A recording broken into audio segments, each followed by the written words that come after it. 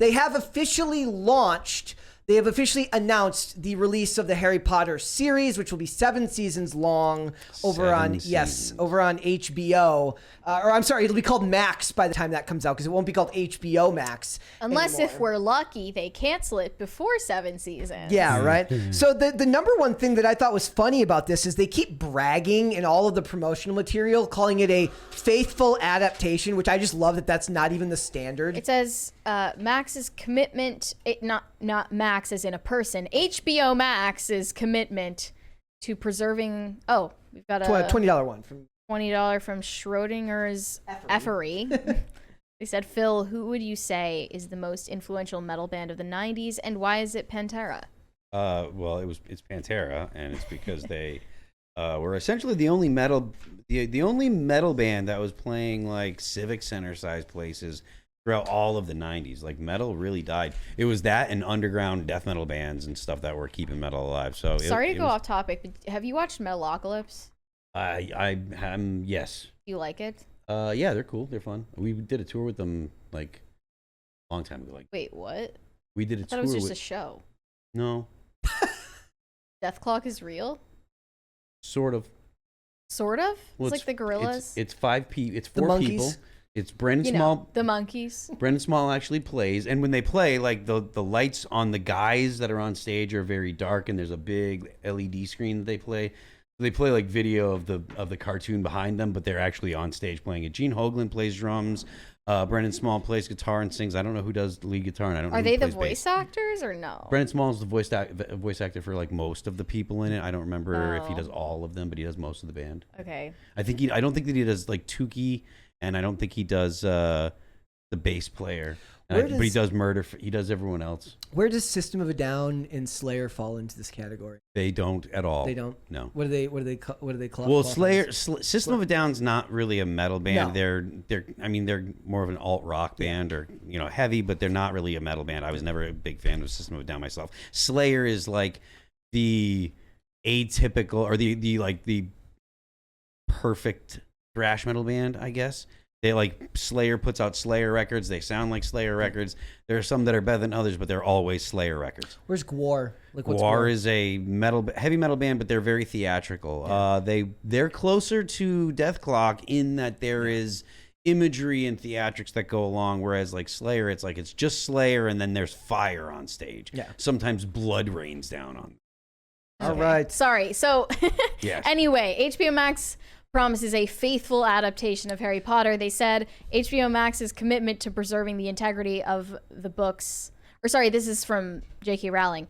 HBO Max's commitment to preserving the integrity of my books is important to me, and I'm looking forward to being a part of this new adaptation, which will allow for a degree of depth and detail only afforded by a long-form television series. It's kind of like when Chris Rock does the bit about people bragging about not going to jail. He goes, "You're not supposed to go to jail, you low expectation having motherfucker. Like, you're supposed to be faithful. Like the adaptation should always be faithful." This is It's obviously not a response to Rings of Power, though. Yes. Right? They thought this through. They knew what kind of backlash was on the horizon because people have been burned before. They know what to expect. Yeah. And immediately they felt like they needed to harp on the fact that it's Not only authentic that, and has Halo 2. Yeah. Well, it's happened so many times, but Rings of Power is one that had like one of the biggest impacts. And I today saw this hashtag that started trending called like hashtag respect for Tolkien. And this was like a planned trending term that Tolkien fans wanted to get out there because, there are multiple reasons. One is the 20th anniversary of Return of the King.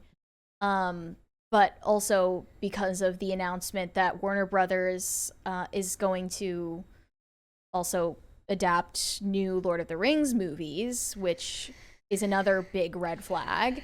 And everyone is just tired of the franchise bullshit. Yeah, I posted on Twitter. I said, even if the Harry Potter series does Hogwarts Legacy numbers, it won't matter. The true magic was gone the moment the IP became politicized. It was born out of a more innocent time that is no longer here. I hope the adaptation is faithful, but I don't expect the emotion to be the same. And people were kind of getting on me, and I actually ended up kind of agreeing with them. I didn't phrase it properly, in which I basically should have said that for me, the magic is gone, right? Like it won't matter to me the same way. But there were plenty of people, and people got in me in the comments. They're like, I love it as much as I did the day I got into it. Get off Twitter. The people that care about J.K. Rowling are only on Twitter. And if you go out into the real world, that's not what you're going to see. You're going to see nothing but people that love it. I said, that might be true. Fantastic Beasts movies did less money each and every time. So I don't know if it's 110% what you're saying, but I do agree that I could have phrased it better, and they're probably right that, yes, even the guy from HBO, Casey Bloys, says basically they double down on J.K. Rowling and say like, yeah, the discussion about her being a problem is a very online discussion, which was a fantastic phrasing. He's like, yeah, you sound too online, bro. It like, really, it is. Yeah. Subtle insult. Yes, it is. And but it is true. It's like, as much as people will get wrapped up in things that are happening on Twitter or whatever, or maybe on your Facebook feed. I don't know if that kind of stuff. I don't use Facebook anymore. I got rid of that. That's more toxic than any. I don't want to see a bunch of aunts arguing. I don't want to see aunts, uncles, and nephews arguing with each other. You know, so I do think that if people, like, when you get off the internet and go do human things, like, it's as much as people, you know, say it as to knock someone, like, really get off the internet, go outside, do things in the real world. People are not going to run up to you and scream in your face about some crap that you posted or some thought that you had as you're walking down the street or whatever. Touch grass; it's good for you. And I told them, I said, look, you guys could be right. Like I'm willing to admit you could be 110% right on this. But I do believe that for me, it's not even to do with the political side of it. It's just the adaptation. Like once the books are what matter to me, I don't really care. Well, like J.K. Rowling controversy aside. Franchise fatigue is real, and people are voicing that looming fear that some chronically online person involved in the development of these new movies or this new show is going to politicize the content in how about like race swapping one of the original characters from Harry they're Potter. Already asking whether that's going to happen. Or doing a Rings of Power Part 2, Electric Boogaloo. Like, I can't wait for that one. And it's just doomed. And the J.K. Rowling controversy exists because she's alive. Imagine if Tolkien were alive right now; it'd be 10 times worse. Oh my God, he would say something. How old? What year did he pass away? In the 60s. Oh my goodness, I think there's only one recording of his voice. Yeah, I guarantee he'd say something racist, and that'd be it. Absolutely, and it's no doubt that he does. You know, it's proven, of course, that he has opinions that most of these chronically online SJWs find abhorrent, because he was a man of faith and a white guy in the 20th century. He also had opinions that were typical at the time that he was alive. Yeah. If you listen to even the people that were like fighting against racism back then, they sounded racist to modern ears. Like it was normal to say like colored people, but now that's a racist term, but like that's the way that people talked when they weren't trying to be racist. There was no intent. So it's like to modern ears that stuff does sound racist, but a lot of times there were people that didn't mean it to be, you know, racist. I heard somebody explain why that's changed. They say it the other way around because you put the humanity before the identity. That was kind of fascinating to hear an explanation as to why that was changed. I don't think that it's to put the humanity. I'm saying what their explanation was. And the reason is because when it comes to like social justice stuff, the focus has to be on the color, not on the humanity. Like the liberal idea is focus on the person first. Like the progressive woke idea is to focus on the color first. So and I do think that the biggest enemy that's going to be here has got nothing to do with fans. It's going to be all about journalists who are going to astroturf a bunch of anti-J.K. Rowling. The tweets are already coming in. From Vulture, critic... Media is the enemy of the American people. Says, the faithful adaptation of Harry Potter announced with absolute bullish, craven disdain for Rowling's political impact is bad, they're saying. She's had no political impact if you're a normal person. If you interview an actor or filmmaker or executive involved with the Harry Potter TV show and don't lead with a question about J.K. Rowling leading a hate group, you're done out of the art club. Leading a hate group. Yep. leading a hate group because she's just like, yo, What's women the name are of the women. Group? I wonder. What is the hate group? The House Self-Liberation Front. Okay, 10 years of a Harry Potter series with Rowling as executive producer is just 10 years of press events dragging her anti-trans agenda back into the news cycle. The doom and gloom is real with this one. Like Very much. they love it. They're activists first. They don't give a crap about the show or not. No, not at all. Not at all. I Not at saw all. a tweet that pointed out why fantasy is targeted more than other genres with social justice narratives. And I think you can distill it down to this, that fantasy plays on the differences between groups a lot, and that's something that you're not allowed to address anymore. This tweet said, people like fantasy, which of course includes Dungeons and Dragons, in part because it features hierarchy, inequality, group differences, faith and magic, duty, traditional gender roles. It's in many ways a repudiation of the modern world. Stripping it of those defining features kills the fun.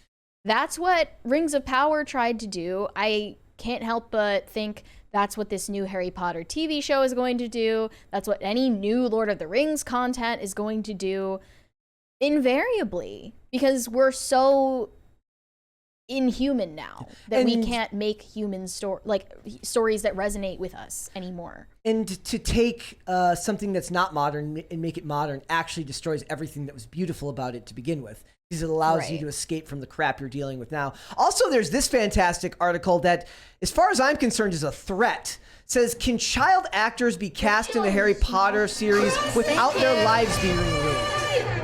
Yeah, no one wants to be the second guy that plays Harry Potter. On screen, at least. Why would anyone, think about the parent, now that kid is going to have to, maybe this is what ends up, changing the culture, because these kids will have to be, pro J.K. Rowling in some fashion. They're not going to do 10 years of interviews where they have to dodge these questions. Yeah. This kid, some poor 11-year-old kid is going to get hired to play Harry Potter and is going to be, much like we were talking about Mr. Beast being thrust into the political spotlight now because of what's happening with his company, with Chris, it's a type of intellectual and emotional terrorism that no adult should have to undergo, but especially no child should be even involved in. No child should even fully understand the subject matter that J.K. Rowling is controversial for. Yeah. That's not even something that they should be taught about at an age like that. It's just not appropriate. But you know that the media knows no bounds. They're socially maladjusted freaks. Yeah. So they will expect compulsory condemnation of the story's creator. Half the articles that I'm reading are all things that are basically them.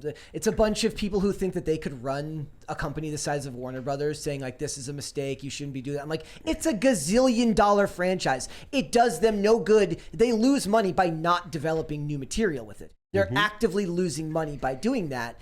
The theme parks alone, that seemed to be the good litmus test for me, right? I see videos of people who go to the Wizarding World, who go to Universal Studios, right? And it's just as popular as it ever was. I guess I could say that I was wrong. I think that the magic is gone for me, but for kids, sure. They might. I don't know if kids love Harry Potter. Is that from the stats The stats that I looked up said that it is less popular among Gen Z, but it wasn't by a huge margin. It was by 8 to 10% less, but that's still 8 to 10% less of a lot of people. It's still a crap ton of people. And the franchise is just worth too much money, and we're just going to have 10 years of them complaining about this. I almost want Rowling to just give in. I wonder if for the sake of me not having to listen to these people complain. I wonder if the complaining will stop before the end of the 10 years. I wonder if society's the kind of temperature on that kind of stuff will change in the next 10 years, or if it's going to be actually 10 years of trans people just crying because they don't like J.K. Rowling. Can you believe that that's a thing that really happens? People make a huge stink over Harry Potter because of J.K. Rowling. Harry Potter people are weird, man. I have a very normie friend, this girl that I'm dating, and like she looks at people the way that they behave, and she sees the Harry Potter people, and she's just like, how can you even talk to them, because it's so insane. It's like Disney adults in a lot of ways. Yeah. The people that whole lives are built around Disney. Yeah, and that's crazy too. Like, I mean, that's this is what we get for raising our kids with IP rather than parents. Yeah. I hate that. Intellectual parent property. That's essentially what it's become now, right? And they use Harry Potter as like an allegory for literally everything in life. So. Yeah, I mean, it's and you see it all over politics, and it's just exhausting. Yeah, because they take all the wrong lessons from the stories anyways. Yeah. So well, and that's what they love about those types of stories, right? Is they can the general message can be manipulated however you want it to. Because my favorite thing is what they do is when they actually Voldemort people on Twitter, where they refuse to say people's names. So they actually got that from Harry Potter, where they basically turn people into he who must not be named by just not naming them on Twitter. Yeah, all the Star Wars stuff when they talk like the government is the rebellion. Yeah. Are you kidding me? Yeah. The government's the rebels? Are you serious? Come on. Yeah. So look, I guess I was wrong. I will wait to go and see. It'll be interesting to see. It will be interesting to see what the numbers do for this show. But the casting is going to be a hoopla. The every press release will be an absolute shit show. It'll be a miracle if this show is even passable. The Rowling gender controversy is so much less interesting to me than shitting on the fact that this is just another regurgitation. Yeah. I'm so bored. Like, just make something new. What would you like? Well, wait a minute. Not my job to figure it out. No, it's their job. I'm not asking you to figure it out. I'm literally asking you, like, what interests you and what would you like to see get made? Like, it doesn't have to be a property, a type of story. Like, some people talk about how they're glad Westerns are coming back. Like, well, what type of genre? Is there any type of stories that you would like to see adapted? Anything like that? I want to see more stuff like Old Country for No Man, or Old Country for No Country for Old Men. That's it. Stuff like that. Stuff that's really grim, and because I just feel like that's the stuff that's compelling. Yeah. I liked the thrillers of the 90s and the early 2000s. There's no really budget for thrillers anymore, right? Because there's no DVD sales to make them profitable anymore. So a lot of those movies I was watching Kiss the Girls, The Negotiator, The Fan with Wesley Snipes, and like there was a whole genre of movies that's now kind of essentially gone away because there's just no market for it in the same way, or it ends up on streaming and it's made with such a generic like trailer and cover. It just doesn't interest me in the same way. So I would like to see more of that. Before we move on, I just want to read some comments from the announcement video of the Harry Potter series. Yep. One said, I hope that in this series, Dumbledore calmly asks Harry if he put his name in the Goblet of Fire. Yep. Because that is not what happened. But most of them are saying that they need to do justice to the source material because of Rings of Power. Don't worry, I'm guessing. It's also going to be cautiously optimistic. Yeah. There was a couple of reasonable articles written like, how the hell are they going to get the CG? These kids, they're on a clock now. Rings of Power, everyone's an adult.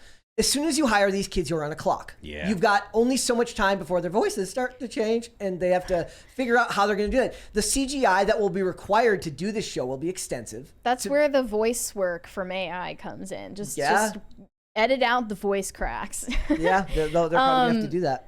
They also are saying they don't want Ron's best moments to be given to Hermione in this adaptation. They want more of the book moments that weren't in the movies. Here's the other thing. Everyone talks about them race swapping Hermione. No. It's going to be Ron that gets race swapped because Ron is a redhead. He's a ginger. So they're going to get rid of Ron. And he's going eradicated.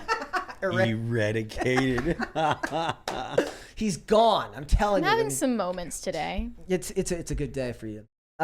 Look, they're gonna get rid of Ron. They will race swap him. They will race swap Ron, and we're gonna get that or non-binary Hermione, and we're gonna have they'll get Dylan Mulvaney to play Hermione.